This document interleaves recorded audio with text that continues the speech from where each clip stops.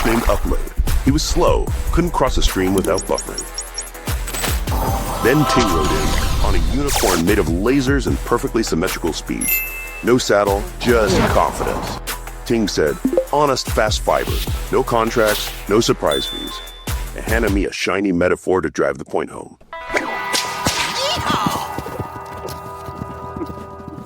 Winter is coming. Make sure your car is ready with Carry Car Care. Family owned and operated, they'll keep you safe on the road all season long. Give us a call at 919-380-0040 to schedule your winter service today, or visit us at carrycarcare.com. Carry Car Care. It must be right, or we'll make it right. We're on week 3 of our New Year's resolutions, and travel is on my vision board every single year. One thing I think we can all agree on is that we live in the most beautiful state in the country, making travel easy, affordable, and totally doable to see different unique spots for weekend getaways throughout the year. Today, we're covering both the mountains and the coast. So let's unpack why Edenton and West Jefferson should be on your 2026 itinerary. First, I'm welcoming a guest from beautiful, historical, serene Edenton, North Carolina.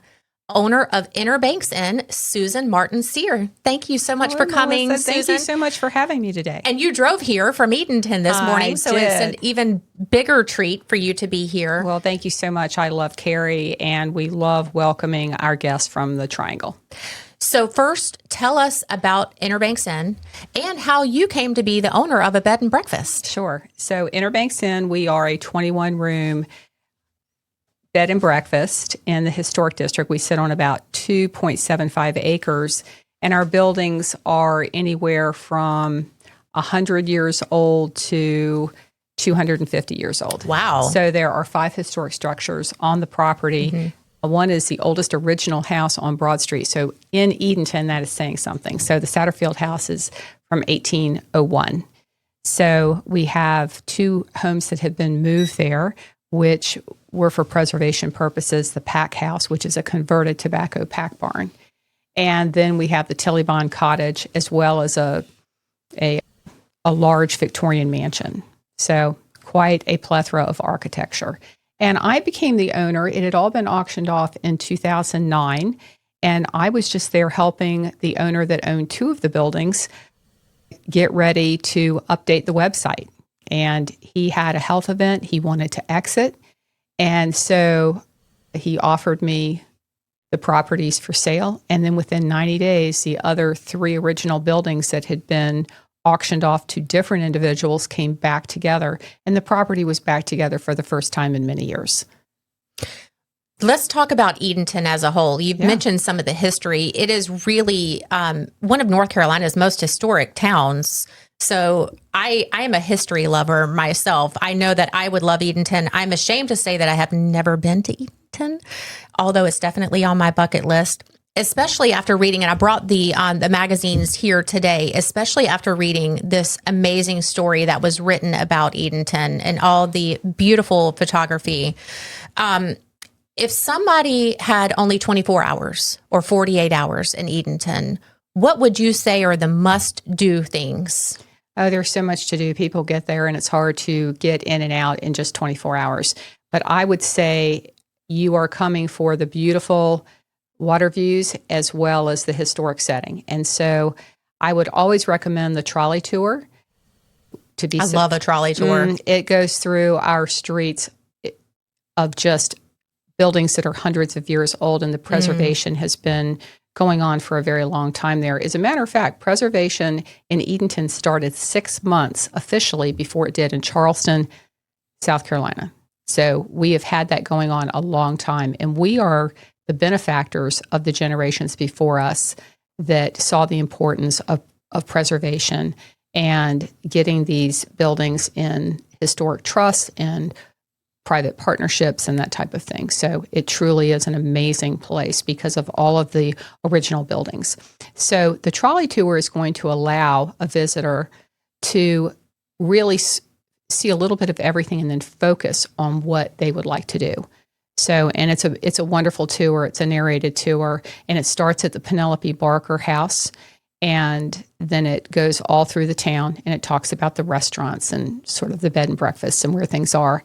And then from there, you can do a walking tour, and State Historic Sites has several buildings that are a part of the portfolio that you can arrange tours to go into, including the courthouse, the oldest continuously used courthouse in North Carolina. It has a beautiful green that overlooks the water, Edenton Bay. The lighthouse that is on the cover of the magazine, right? It's such a unique lighthouse, This is too. the last screw pile lighthouse, and that was moved here and saved. Preservation, the Edenton Historical Commission oversaw this project, and now the Historic Edenton State Historic Sites manages it. So this is the last screw pile lighthouse in existence anywhere. Oh, wow. And, it's functional right there by the shore, and it's available to go in for tours.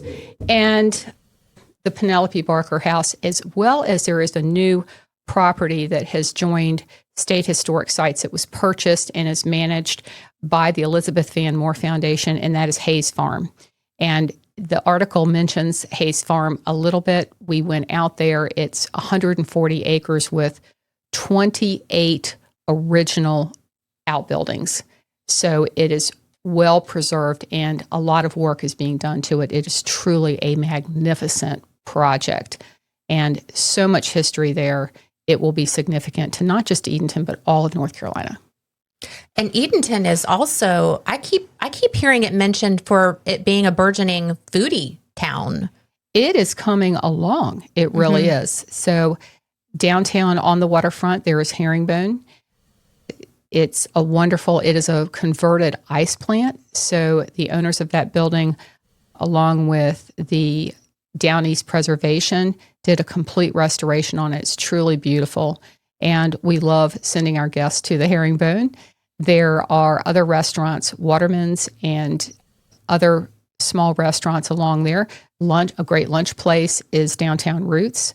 And then we have a restaurant at our end, the Table at Inner Bank. So we do a 5-course dinner. We're a farm-to-table restaurant on Friday and Saturday nights. And then we offer some optional dining options for our guests on Sunday through Thursday, where our chefs will prepare meals, and then they can be ready in the room when you get back, as well as a 3-course breakfast each morning.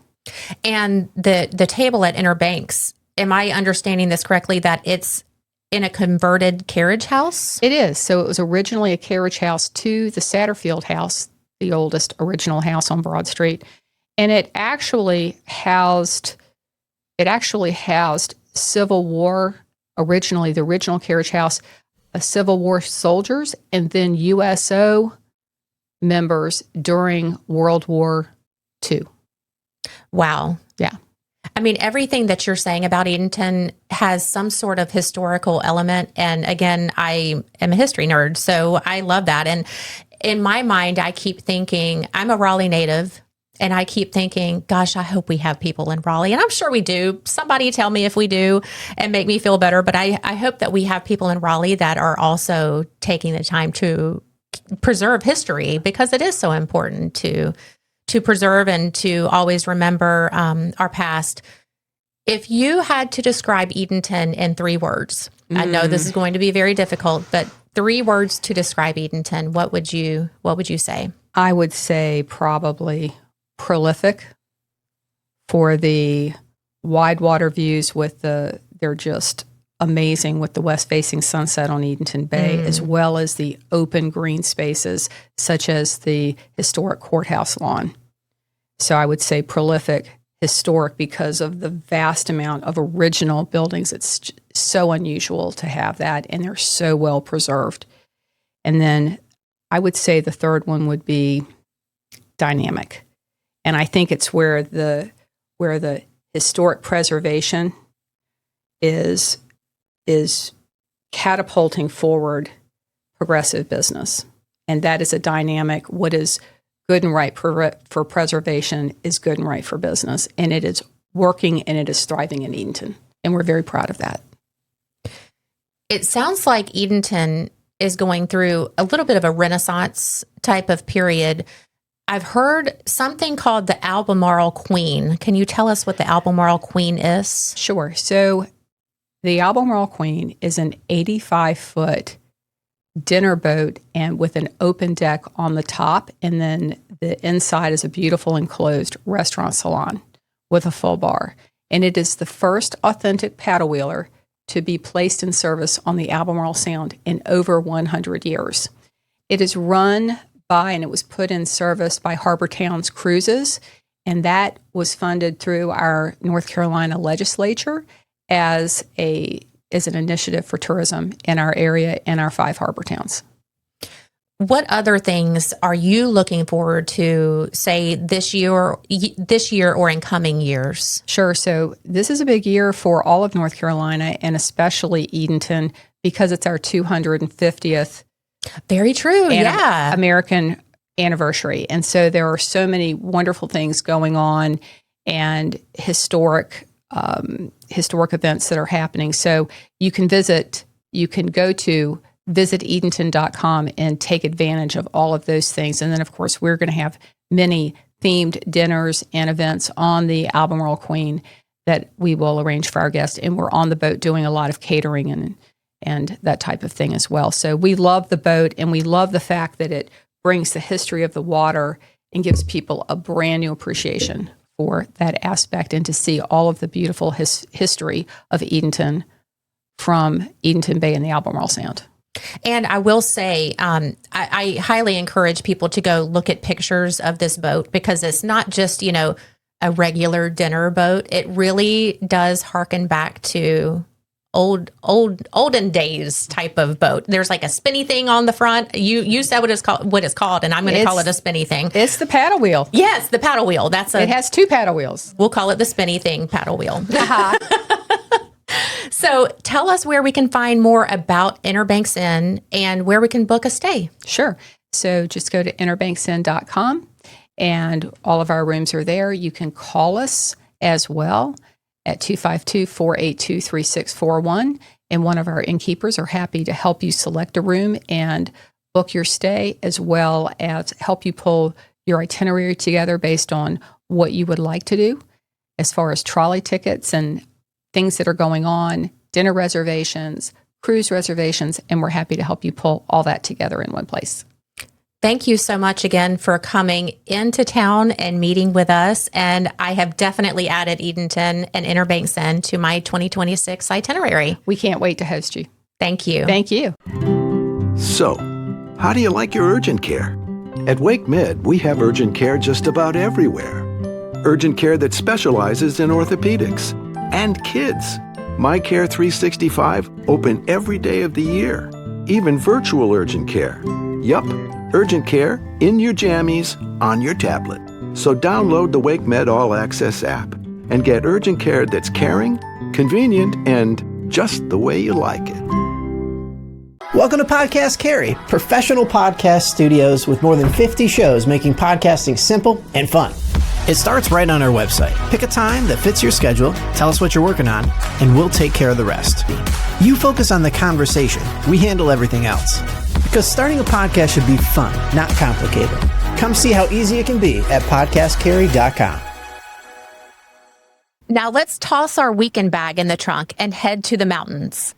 I'm joined by Lily Memmel via video. Lily is the general manager of West Jefferson Hotel, a century-old landmark that Lily's father turned into a boutique hotel, combining historic charm with modern mountain luxury. Lily, thank you so much for calling in today. No, thank you. So excited to be here. The town of West Jefferson was founded in 1915 when the railroad came to the area, creating a need for a hotel. I'm definitely oversimplifying this. The history of this hotel is actually really fascinating.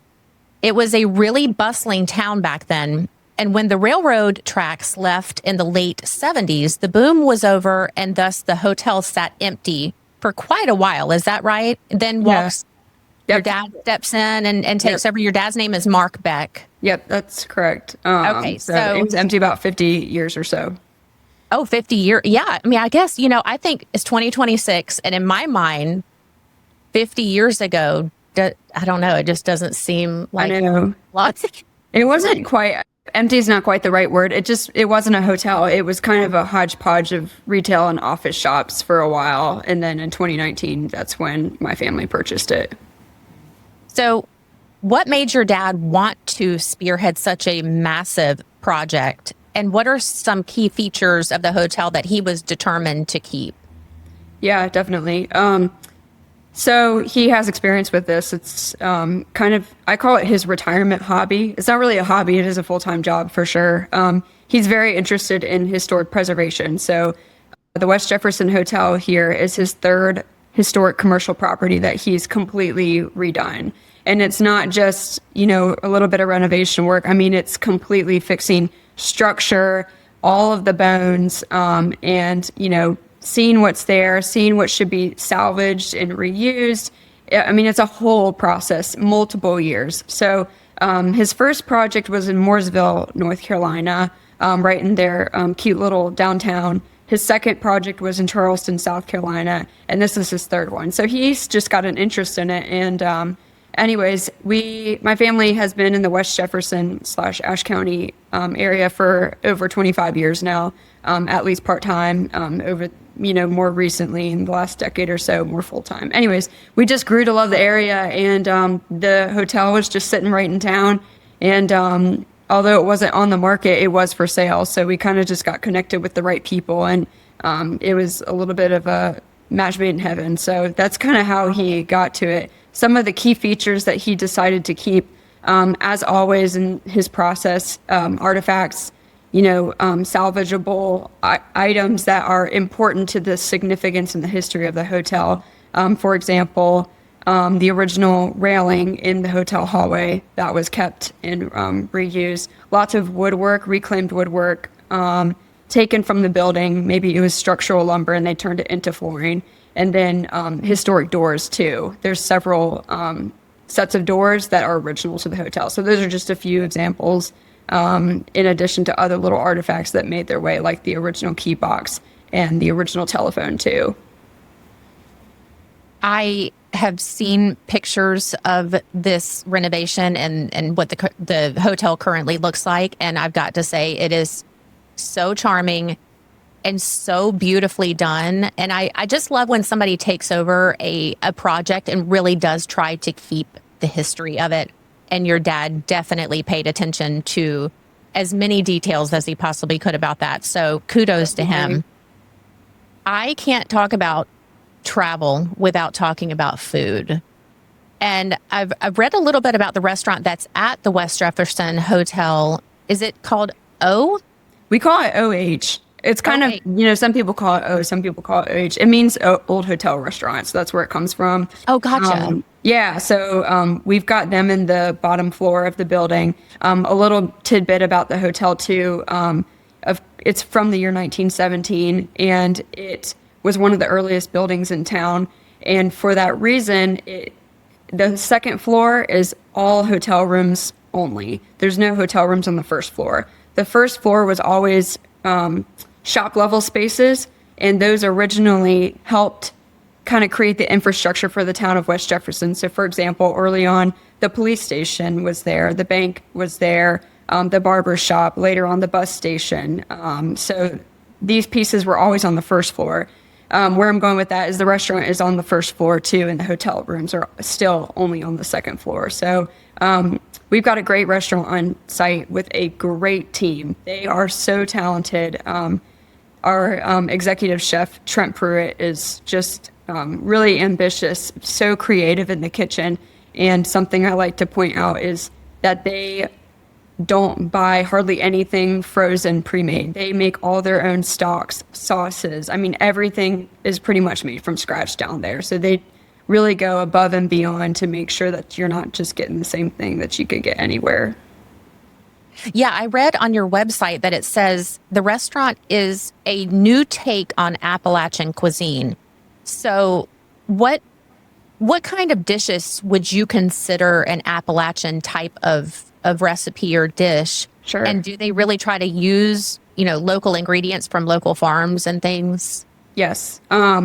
They work very hard to have relationships with local farmers to get local produce, Or, for example, local mushrooms, high country fungi, we work with them. They have things that look like they're from Mars. It's crazy, but so delicious. And the kind of Appalachian take on that is, I think typically people think, fried chicken, biscuits and gravy, and, mashed potatoes, that kind of stuff, barbecue. So it's kind of taking the base of that and expanding onto it. And a side note that I'll say about that too is we have both casual and fine dining in the restaurant. So something for everybody. If you're looking for something kind of more laid back, first come, first serve, we've got our more casual menu. And then if you're looking for more of a culinary experience, we've got the fine dining menu too. So 2 different options to be able to take advantage of.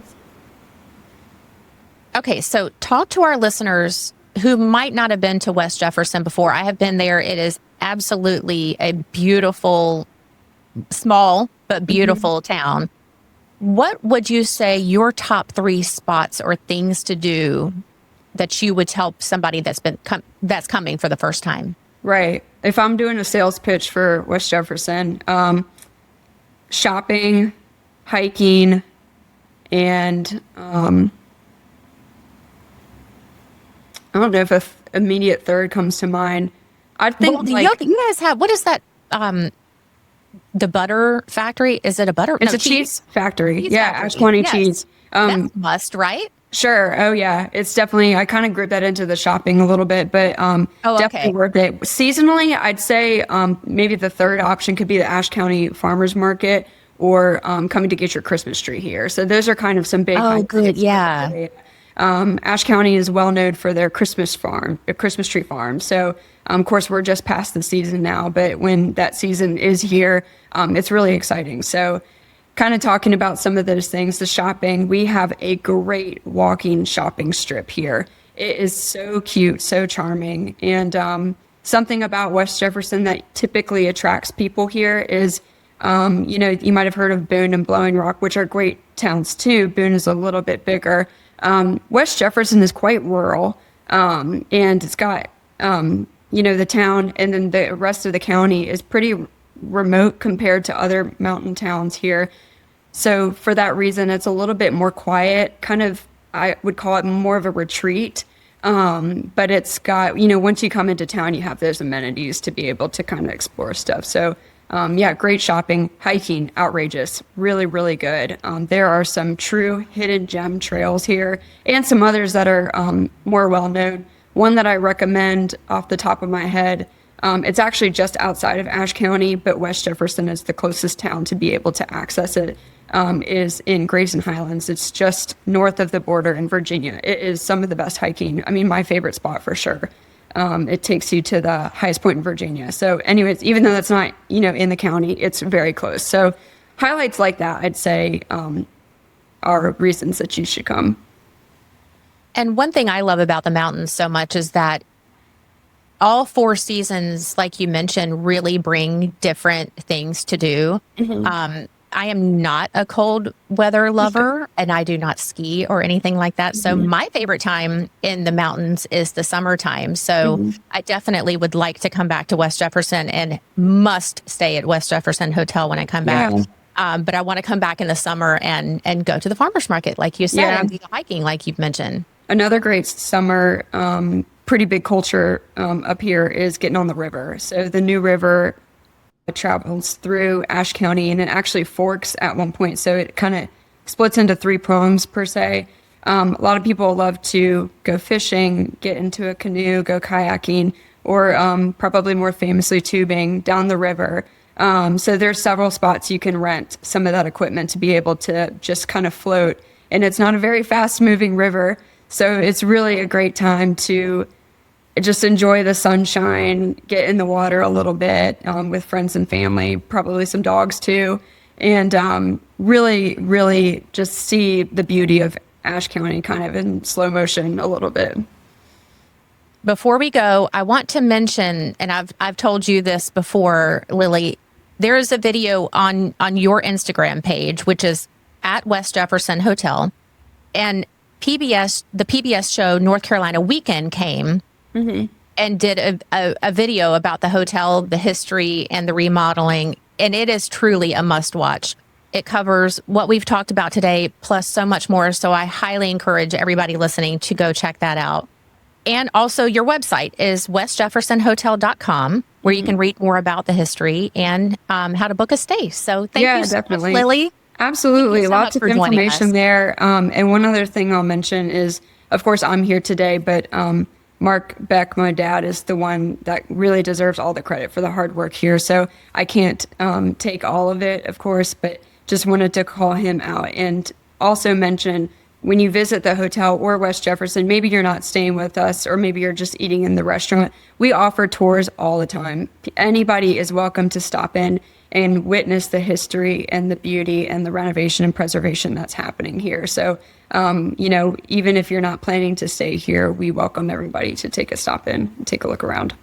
I'm glad you mentioned that. Well, thank you so much for being here today, and it was really nice meeting you. Yeah, nice to meet you too. Thanks so much again for having me. This is fun.